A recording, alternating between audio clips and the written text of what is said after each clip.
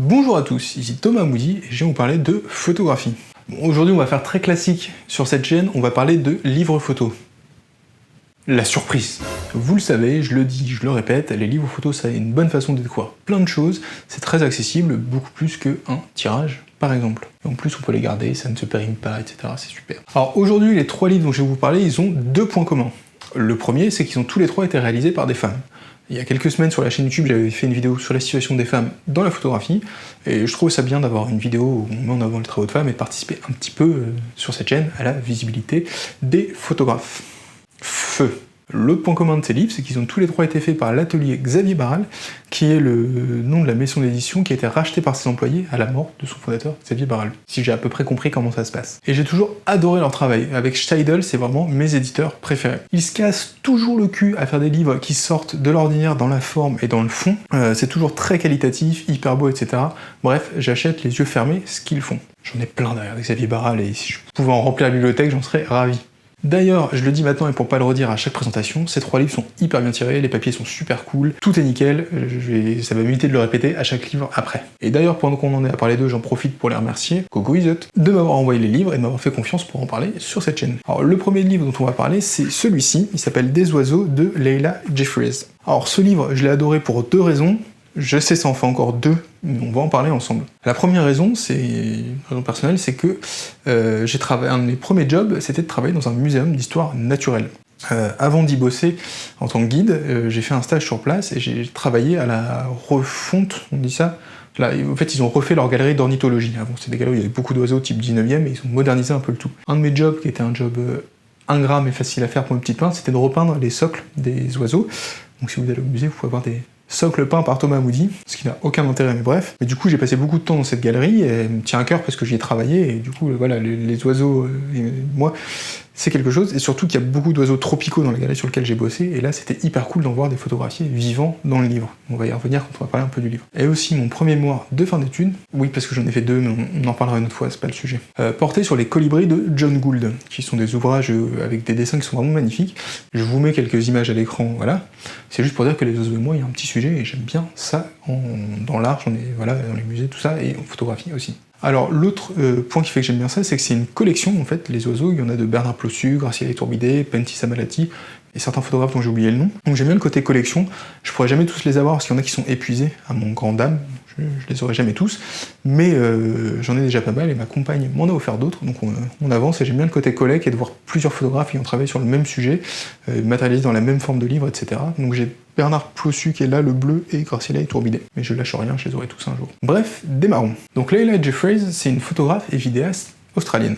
Elle est née en Papouasie-Nouvelle-Guinée d'une mère indienne et d'un père anglo-australien. Et elle a passé une grande partie de son enfance à voyager et à collaborer avec des missions scientifiques. Elle a deux ouvrages à son actif, le premier c'est With a Cockatoo or Two, je suis pas sûr de le dire correctement, en 2012, et Birdland.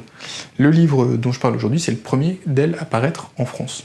Donc ces œuvres sont déjà présentes dans plusieurs collections privées ou publiques internationales. Donc elle est représentée par des galeries à Sydney, New York et Londres, ce qui est déjà plutôt cool, et vit avec sa famille à Sydney. On va regarder un peu les images. En 2008, elle commence à réaliser des portraits photographiques d'oiseaux en travaillant aux côtés d'ornithologues dans des réserves naturelles. Ce sont des sujets particulièrement difficiles à saisir en raison de leur grande mobilité et de leur furtive attention. Les oiseaux requièrent un art de l'attente que Leila a développé avec des années passées dans les forêts des jungles tropicales. Elle déclare: « J'ai toujours remarqué que beaucoup d'oiseaux avaient des expressions particulières. Pour les capter, il m'a fallu trouver comment les photographier de manière à faire surgir leur caractère propre. Ma façon préférée de photographier est d'installer un studio de portrait dans un endroit qui leur est familier. Je leur parle pendant que je travaille, afin qu'ils interagissent avec moi. Les temps de prise de vue sont extrêmement longs, de même que le temps de travail en post-prod, nécessaire pour séparer ces créatures de leur environnement naturel. Cacatoès noir, perruche sauvage, hibou fauve, pigeon rose ou pinson jaune, tous semblent parés de leurs plus beaux atours. Tour à tour, gracieux et esplègles, farouches et fiers, timides et poseurs, chaque oiseau photographié laisse transparaître sa personnalité. Il s'agit du coup d'une galerie de portraits à la fois fantaisistes et hyper réalistes. Les images de Leila Jeffries invitent à la rencontre d'espèces exotiques ou plus connues qui semblent toutes vouloir dialoguer avec le spectateur. On retrouve de somptueuses couleurs dans les plumes, du rose poudré au jaune citron, du vert émeraude au bleu cyan, et qui confère à ces oiseaux un chic pop et élégant. Le deuxième livre dont on va parler, c'est celui-ci, We Love, We Live, de Louise Honnet. Donc pour ce livre-là et le suivant, c'est toutes les deux des titulaires du prix HSBC pour la photographie. prix qui est assez prestigieux. Petit aparté, c'est comme un prix FIAP ou PSA, sauf que c'est pour les adultes avec un cerveau mature et qui n'ont pas payé pour l'avoir. Bref. Donc après avoir terminé ses études d'histoire de l'art à Amsterdam, Louise Onnet a découvert sa passion pour la photographie. Donc elle continue ses études à l'Académie d'Amsterdam et décide de se spécialiser dans le documentaire. Depuis, elle travaille comme photographe portraitiste et documentaire. Le sujet central de sa photographie, c'est vraiment l'espoir dans la jeunesse. Et elle capture à travers cet espoir fragile dans toutes les circonstances. Toujours à l'affût de la poésie dans une histoire, Onnet rassemble ses images sous forme de nouvelles visuelles où chaque personnage a un rôle à jouer dans son contexte qui lui est propre. Le livre dont on va parler aujourd'hui est un de ses projets majeurs, qui a vu le jour entre le printemps 2017 et l'automne 2019, dans le comté de McDowell en Virginie occidentale, aux États-Unis. Dans We Love Where We Live, je capte les regards précoces d'enfants et de jeunes adultes. Leur identité est étroitement liée à la région où ils grandissent, le comté de McDowell en Virginie occidentale. Il est en partie situé dans les montagnes boisées des Appalaches, autrefois l'une des régions les plus riches d'Amérique, en raison de l'extraction du charbon. Les enfants avaient une situation économique convenable, jusqu'à ce que les unes après les autres, les mines ferment et les emplois disparaissent. Beaucoup se retrouvent au chômage et ont déménagé, laissant derrière eux des villes fantômes. Je me suis demandé quelles perspectives d'avenir sont encore offertes aux jeunes qui vivent souvent avec des grands-parents ou d'autres parents de la famille au lieu de leurs parents biologiques. Quelque part, le long de la route se trouve un panneau avec l'inscription « We love where we live ». J'ai été fasciné par cette apparente contradiction. Les problèmes évidents dans la région et l'intense solidarité des gens. Dans ce travail, j'essaie de décrire à la fois leur vulnérabilité et leur résilience, et de manière cinématique, je saisis la beauté au milieu de la pauvreté et de l'insécurité. We Love Where We Live, c'est grandir et développer sa propre identité. Dans ces images, j'ai mis un filtre doux, presque réconfortant, sur les bords nets d'un sujet brut. Louise Onnet s'empare ainsi de ce coin abandonné de la Virginie occidentale, en photographiant les enfants d'une génération perdue, livrés à eux-mêmes en attendant que quelque chose se passe. Ces images en noir et blanc, avec la grande pureté formelle, en disent long sur l'espoir des vies à reconstruire et cette attente interminable qui pourrait demain se transformer en promesse. Bref, c'est un travail photographique que j'ai beaucoup aimé, qui mélange du portrait, du paysage, du documentaire, etc. Le fait que ce soit centré sur une communauté très précise, ça m'a rappelé un peu les travaux de Dan Alexenberg, dont j'avais déjà parlé ici.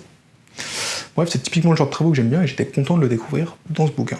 Et le dernier livre dont on va parler, c'est celui-ci, qui s'appelle Thank You Mum, Merci Maman, de Charlotte Manno.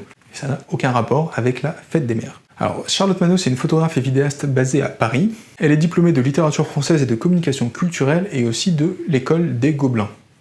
Rien que ça. Et je vous propose d'en discuter en regardant directement les images. S'il semble s'articuler autour de plusieurs thèmes, le corps, l'espace, l'obscurité, son travail photographique s'interroge en permanence l'image, son pouvoir de représentation et de transparence, mais aussi ses propres limites.